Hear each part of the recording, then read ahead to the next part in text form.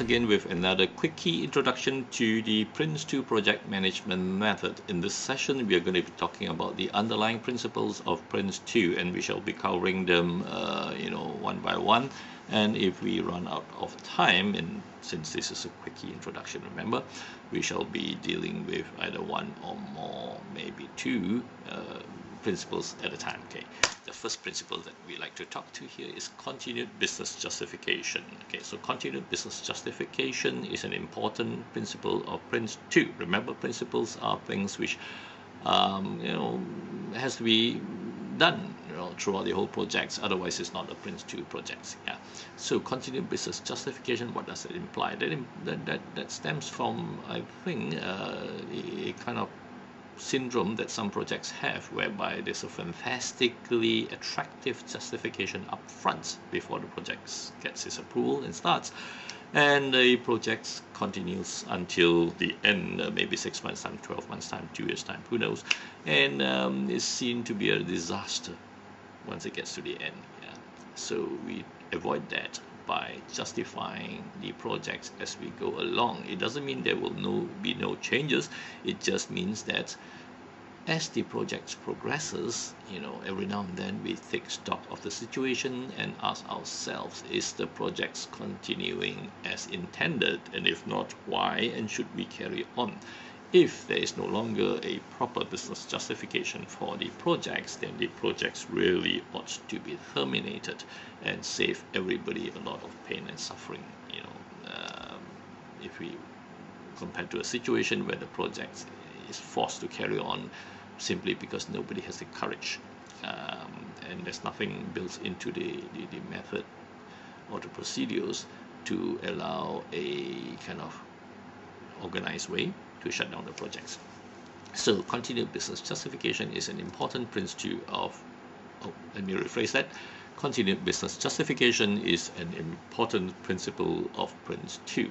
Okay, right, it's like slip the tongue there. The phrase we use is that a PRINCE2 project is driven by its business case. Remember that a project's business case drives a PRINCE2 project. In terms of the justification, right? In terms of the commitment not just of the project manager to ensure that the project runs on time, on budget, according to specified quality, etc., but also in terms of the management level above the project's manager, who has to approve resources and who has to have the proper governance to make sure that whatever the project manager does is actually as it should.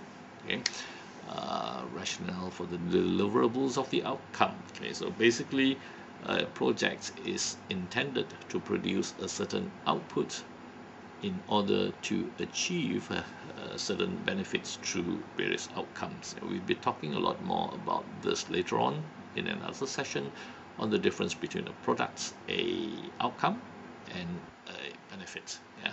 So let's move on from here. Bear in mind that for every principle that we have in PRINCE2, we must know why we are doing that. Okay? And continued business justification in PRINCE2 projects is because by focusing on the business case, we avoid a situation where the project is automatically carries on, just driven by the fact that everybody does their job. Nobody is actually keeping an eye on whether it continues to justify, to serve a particular purpose, according to the originally specified reasons.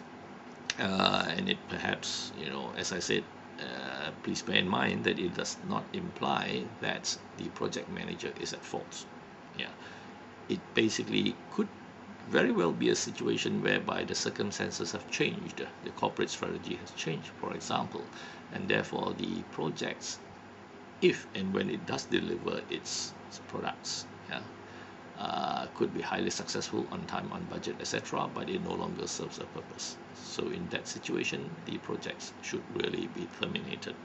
And well, I shouldn't be saying this at this point in time, but those of you who get into program management will have a lot more ideas about this. Yeah, but that's something for another day. Okay, so let's look at the next underlying principle.